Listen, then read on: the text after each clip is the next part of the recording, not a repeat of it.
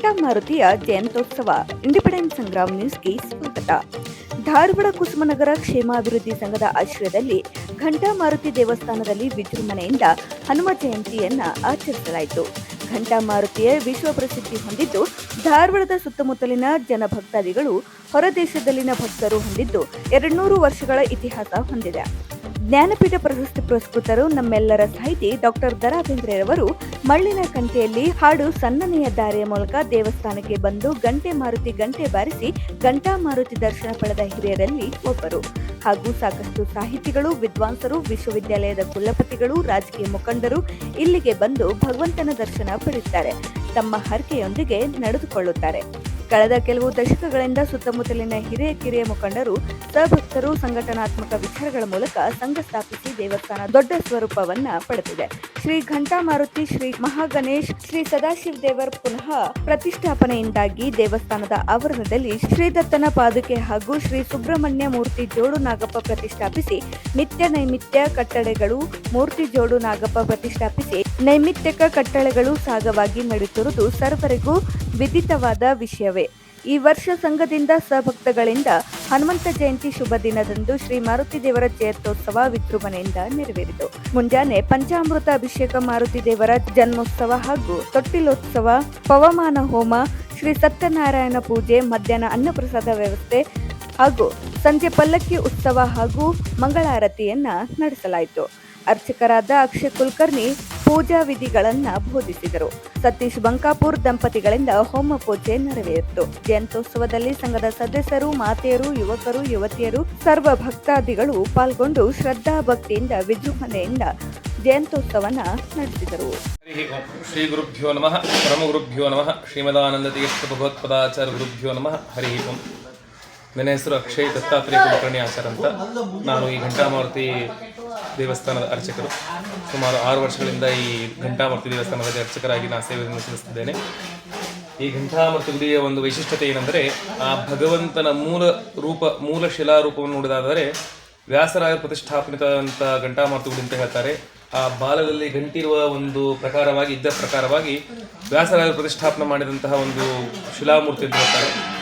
ಮತ್ತು ಈ ಭಗವಂತನ ಆ ಶಿಲಾಮೂರ್ತಿಯನ್ನ ಮುಖವನ್ನು ನೋಡಿದರೆ ವರಾಹರೂಪಿ ಮತ್ತು ಅಶ್ವರೂಪಿ ಎರಡೂ ತರದಲ್ಲಿ ಆ ಭಗವಂತ ಕಾಣ್ತಾನೆ.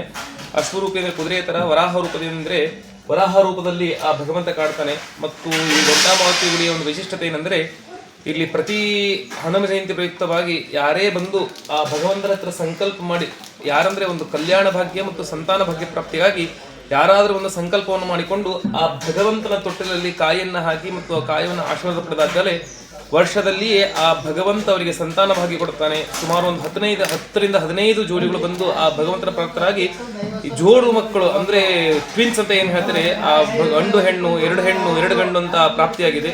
ಆ ಭಗವಂತನ ಇನ್ನೂ ವೈಶಿಷ್ಟ್ಯತೆ ಹೇಳಬೇಕಾದ್ರೆ, ಬಂದು ಆ ಭಗವಂತನಿಗೆ ಸೋತು ಹೋಗಿದ್ದೇನೆ ಸ್ವಾಮಿ, ಶರಣಾಗತಿಯಾಗಿದ್ದೇನೆ ಅಂತ ಅಂದಿದ್ದೇ ಆದಲ್ಲಿ ಆ ಭಗವಂತ ಎಲ್ಲ ನಿಮ್ಮ ಕಷ್ಟವನ್ನ ಮತ್ತು ರೋಗಗಳನ್ನ ಮತ್ತು ನಿಮ್ಮಲ್ಲಿರುವಂತಹ ಎಲ್ಲ ಅಜಾಡ್ಯವನ್ನ ದೂರ ಮಾಡಿ ಆ ಭಗವಂತ ನಿಮಗೆ ಸನ್ಮಾರ್ಗದಲ್ಲಿ ಪ್ರಾಪ್ತಿ ಮಾಡಿ, ಆ ಭಗವಂತ ನಮಗೆ ಸನ್ಮಾರ್ಗದಲ್ಲಿ ಪ್ರಾಪ್ತಿ ಮಾಡಿ ಉನ್ನತವಾದ ಆಯು, ಆರೋಗ್ಯ, ಆಯಸ್ಸನ್ನು ಕೊಡುತ್ತಾನೆ ಅಂತ ಹೇಳಲಿಚ್ಛಿಸುತ್ತೇನೆ. ಮತ್ತು ಅಲ್ಲಿ ವಿದ್ಯಾಗಣಪತಿ ಮತ್ತು ಮಹಾರುದ್ರದೇವರು ಮತ್ತು ನಾಗದೇವರು ಅಂದ್ರೆ ನಾಗೇಂದ್ರ ದೇವರಿದ್ದಾರೆ. ಆ ಭಗವಂತ ಎಲ್ಲರಿಗೂ ಲೋಕ ಕಲ್ಯಾಣಾರ್ಥಕವಾಗಿ ಇಲ್ಲಿ ಪ್ರತಿನಿತ್ಯ ಪೂಜೆ ಪುನಸ್ಕಾರ ಮತ್ತು ಅಕ್ಷತೃತೀಯ, ದೀಪಾವಳಿ, ಅಮಾಸ್ಯ, ಪ್ರತಿ ಹುಣ್ಣಿಮೆ ಎಂದು ಸತ್ಯನಾರಾಯಣ ಪೂಜೆಯನ್ನು ಈ ಮಂದಿರದಲ್ಲಿ ಮಾಡುತ್ತೇವೆ.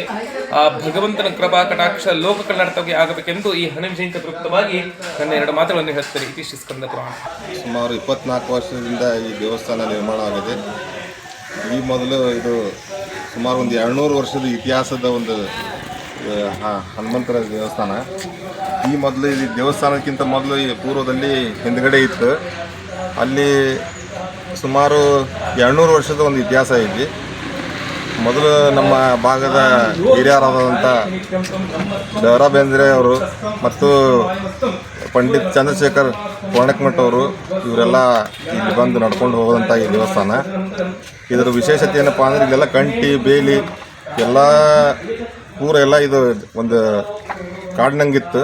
ಇದರೊಳಗೆ ಅದನ್ನೆಲ್ಲ ದಾಟಿ ಬಂದು ಇಲ್ಲಿ ದೇವಸ್ಥಾನದ ಒಂದು ಗಂಟಿನ ಬಾರಿಸಿ ಇದನ್ನು ನಡ್ಕೊಂಬಂದಂಥ ಒಂದು ಇತಿಹಾಸ ಐತಿ. ವಿಶೇಷವಾಗಿ ಇದಕ್ಕೆ ಬಾಲಕ್ಕೆ ಗಂಟೆ ಇರೋದ್ರಿಂದ ಇದು ಬಾಲಘಂಟಾ ಮಾರುತಿ ಅಂತೇಳಿ ಒಂದು ವಿಶೇಷತೆ ಐತಿ. ಒಂದು 200 ವರ್ಷದ ಇತಿಹಾಸ ಐತಿ. 24 ವರ್ಷದಿಂದ ಇದನ್ನು ನಾವು ಇಲ್ಲಿ ಪ್ರತಿಷ್ಠಾಪನೆ ಮಾಡಿ ಇಲ್ಲಿ ಅದನ್ನು ಮೊದಲು ಬರೀ ದೇವಸ್ಥಾನ ಇತ್ತು. ಅದಾದ ನಂತರ ಮುಂದೆ ಒಂದು ಸ್ವಲ್ಪ ತಗಡದ ಹಾಕಿ ಇದನ್ನೊಂದು ದೇವಸ್ಥಾನದ ಒಂದು ರೂಪ ಕೊಳ್ತು ಎಲ್ಲ ಭಕ್ತಾದಿಗಳಿಂದ. ಅದಾದಮೇಲೆ ಮತ್ತು ಈ ಥರ ಈಗ ನೀವು ನೋಡ್ತಾ ಇದ್ದೀರಿ ಹಿಂದೆ ದೇವಸ್ಥಾನ ಯಾವ ರೀತಿಯಲ್ಲಿ ಅದು ಮುಂದುವರೆದು ಬಂದೈತೆ ಅಂತೇಳಿ. ಇನ್ನು ಮುಂದೆ ಅದನ್ನು ಒಂದು ಜೀರ್ಣೋದ್ಧಾರ ಒಂದು ಕಾರ್ಯಕ್ರಮ ಮಾಡ್ಬೇಕಂತ ಒಂದು ಐತಿ. ಪಕ್ಕಕ್ಕಿಲ್ಲೇ ಒಂದು ಜಾಗ ಐತಿ.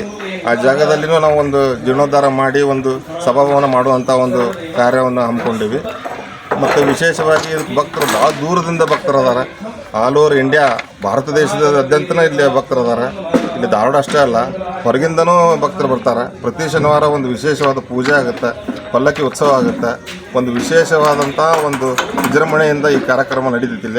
ಇವತ್ತು 24ನೇ ಹನುಮ ಜಯಂತಿ ಆಚರಣೆ ಆಗಿದೆ. ಇದರೊಳಗೆ ಸುಮಾರು ಒಂದು 1500ರಿಂದ 2000 ಭಕ್ತರು ಇವತ್ತು ಅನ್ನಪ್ರಸಾದವನ್ನು ಮಾಡಿದ್ದಾರೆ.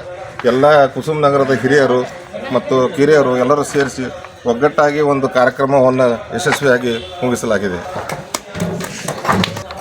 ತಮ್ಮ ಹೆಸರು? ನನ್ನ ಹೆಸರು ಗಿರೀಶ್ ಮಂಗೋಣಿ ಅಂತೇಳಿ. ಇದೇ ಒಂದು ಕಾಲನಿಯವರು. ಇವೆಲ್ಲ ನಮ್ಮ ಹಿರಿಯರು.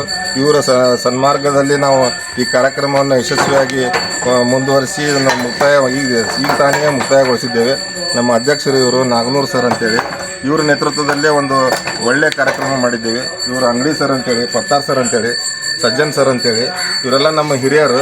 ಇವರ ನೇತೃತ್ವದ ಮುಖಾಂತರ ನಾವು ಆಮೇಲೆ ನಮ್ಮ ರೋಕಡೆ ಸರ್ ಅಂತೇಳಿ ಅವರು ಕಾರ್ಯದರ್ಶಿಗಳು ಇವರೆಲ್ಲ ನೇತೃತ್ವದಲ್ಲಿ ನಾವು ಒಂದು ಒಳ್ಳೆಯ ಕಾರ್ಯಕ್ರಮ ಮಾಡಿ ಯಶಸ್ವಿಯಾಗಿ ಮುಗಿಸಿದ್ದೇವೆ. ಇದಕ್ಕೆ ಎಲ್ಲ ಭಕ್ತಗಳು ಮತ್ತು ಎಲ್ಲ ಕಾಲನಿಯ ಹಿರಿಯರು ಎಲ್ಲ ಇದಕ್ಕೆ ಸಹಕಾರ ಕೊಟ್ಟು ಯಶಸ್ವಿಯಾಗಿ ತನು ಮನ ಧನದಿಂದ ಇದಕ್ಕೆ ಸೇವೆ ಸಲ್ಲಿಸಿ ಇದನ್ನು ಒಂದು ಒಳ್ಳೆಯ ಕಾರ್ಯಕ್ರಮವನ್ನು ಮಾಡಿಕೊಟ್ಟಿದ್ದಕ್ಕಾಗಿ ಎಲ್ಲರಿಗೂ ಧನ್ಯವಾದಗಳು.